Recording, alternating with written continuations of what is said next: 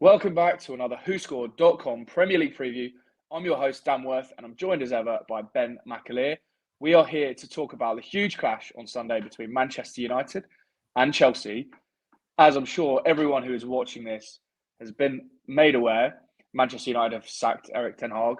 Ruud van Nistelrooy is in as interim, but they have just announced that Ruben Amorim will take charge from the 11th of November, I believe.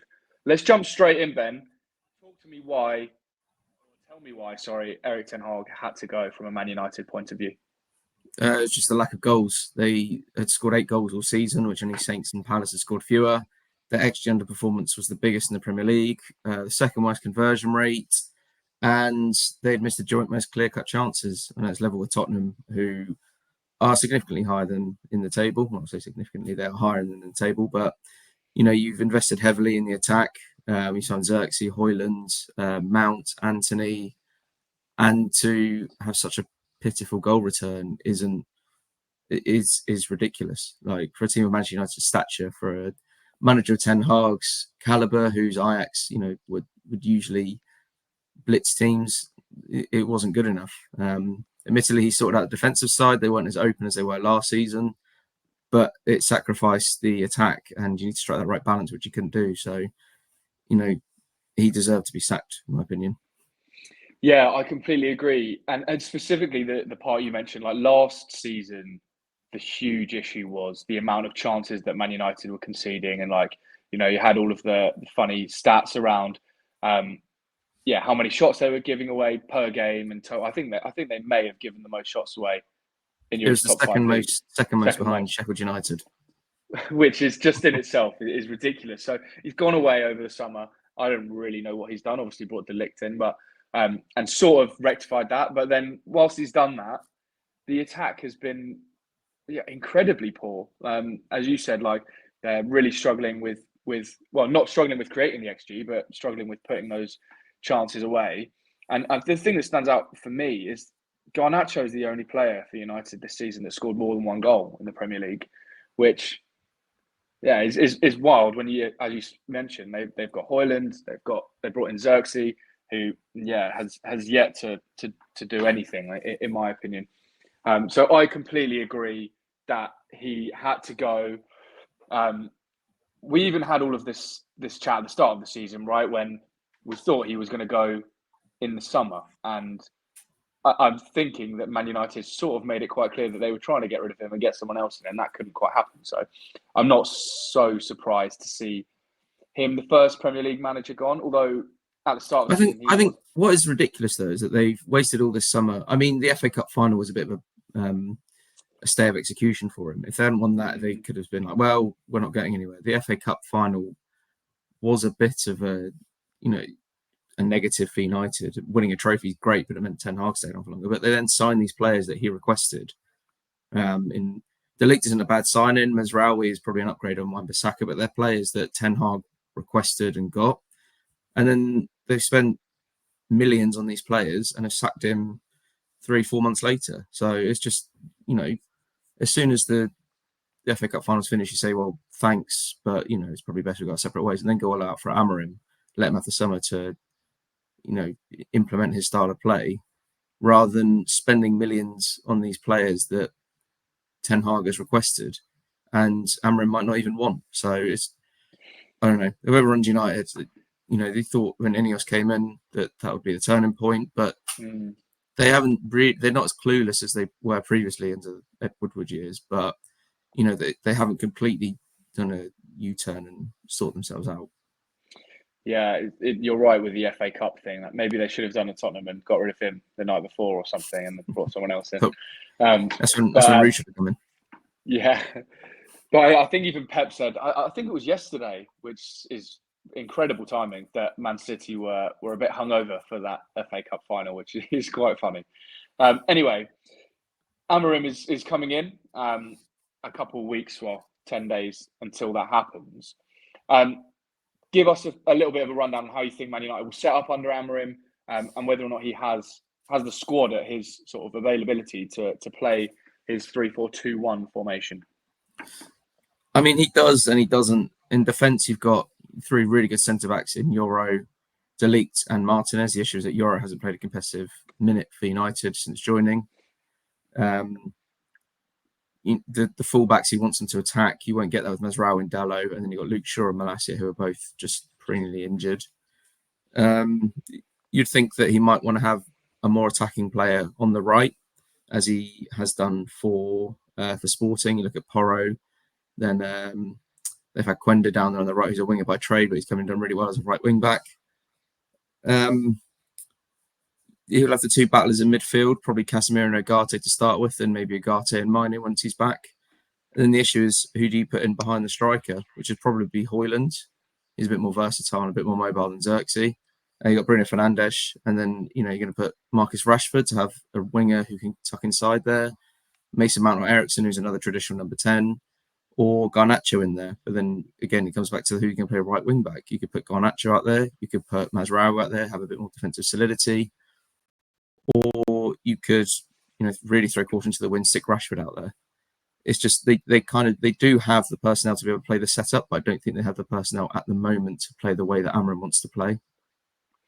Yeah, it's going to be very, very interesting to see how they set up and the changes that he makes. And as you said, these questions would basically be completely useless had they just made this decision in the summer transfer window, and he could have just got the personnel to play that system. But that's the task for him and Manchester United. Let's touch on Chelsea very briefly. I think all of the eyes are on Man United, so I won't hang around too long here. But I wanted to quickly talk about Enzo Fernandez, the £100 million man, who seems to be struggling for minutes for Chelsea at the moment. Just had a quick look on WhoScored.com.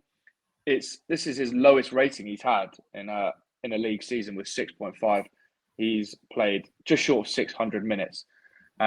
What do you think is the problem with Enzo? I think it's the Maresca plays with the two midfielders at the base. I think it would work better with three. If they want to go 4-3-3, put Fernandez, Lavia, and Caicedo, then that's the better option for Fernandez. But again, Lavia is better on the ball. He's better at retaining possession than Fernandez, who's better at playing those raking passes to the flanks. It's just you're not going to drop Cole Palmer for centre mid. You're not going to drop Madueke or Neto at the moment because both are in decent form and they've got that cohesive attacking unit now in place. And they just seem better at retaining the ball when they've got Lavia there. So fans have gone from being a British record signing to a bit of a £100 million problem at Chelsea. Yeah, I completely agree. When he came in with Caicedo, I was like, oh, well, they're making big moves here. But Caicedo seems to have been okay, and Enzo a bit of a problem, as you mentioned. Right, prediction time. Give us your score prediction, Ben. If it was Ten Hag, I'd look for a Chelsea win, but you feel like a weight has been lifted off the shoulders of Manchester United with Van Nistelrooy. They looked better attacking-wise against Leicester. I know that's not really saying much because Leicester aren't exactly the sternest test in the world, but when you've got Casemiro smashing them in from 35 yards, you think, well, we can do anything now. I think I'm going to sit on the fence of this one. I think it's going to be a 2-2 draw. Yeah, I don't hate that shout. United have lost just once in the last 6 between these two sides. And as you say, if it was Ten Hag, I would be definitely siding with Chelsea.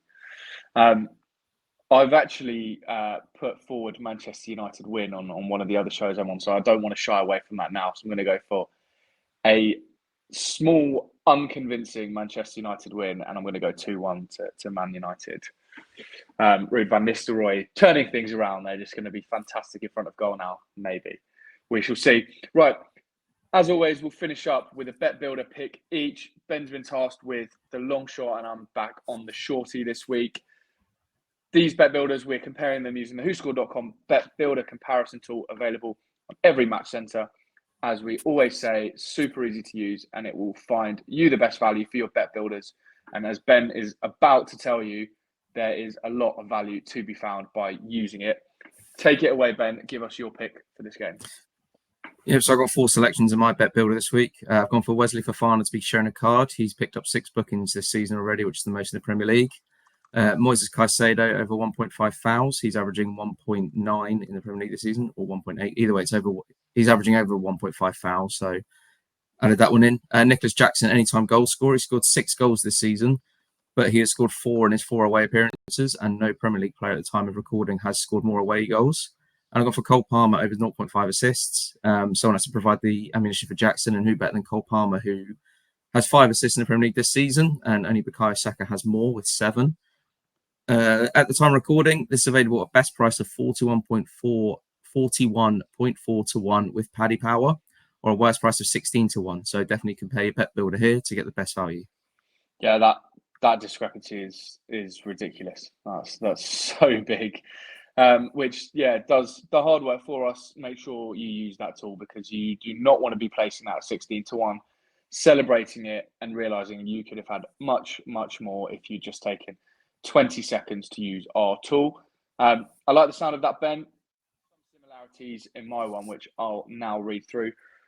You went for assist. I've gone for anytime scorer for Cole Palmer. He struggles to have a game where he's not involved and in amongst the goals. He's Chelsea's top scorer with 7. He will take the penalties if there are any that fall Chelsea's way. And he scored a hat-trick against Man United last time out. He scored 4 goals in 3 appearances against Man United, and I reckon he might get another one here. Next up, I've got Casemiro over 0.5 shots. Now, you may say, wow, that is recency bias at its finest, given that he scored 2 against Leicester and 1 against West Ham. And that may be so. But he is averaging 1.5 shots per game in the Premier League this season, which, I think is convincing enough to take, or to just need 1 shot against Chelsea. And then I'm ending up with Moises Caicedo. I'm going for tackles, though, over 2.5. He is averaging 3.6 tackles per game, which is the highest of any player in this fixture. So he feels like the safest bet in the tackles market. I think much shorter than yours, as you probably will have guessed from the selections. But that is a best price of 7 to 2 with Bet365 and a worst price of 5 to 2. So although it's still quite considerably shorter, there is still some value to be had there. So once again, make sure you're using the Bet Builder comparison tool on WhoScored.com to make sure you're getting the best price for your bet builders. Right, that brings us to a close. Lots of exciting football this weekend, none more so than Manchester United versus Chelsea. Thanks very much for joining me, Ben. Oh, and one last thing. Please make sure you're gambling responsibly if you are placing any bet builders. And a second last thing that I've completely forgot to say, that you're going to message me very quickly to say you should have said that, is a new account offer, which can be used as part of my Cole Palmer bet. It's £1 max and get 50 to 1 on Cole Palmer to score against Man United with Parry Match. You'll be able to find the details of that on the WhoScored.com Twitter and on the WhoScored.com site. So check that out if you fancy Cole Palmer to get on the score sheet. As I said, bet responsibly, enjoy the game, and have a great weekend. We'll catch you next time.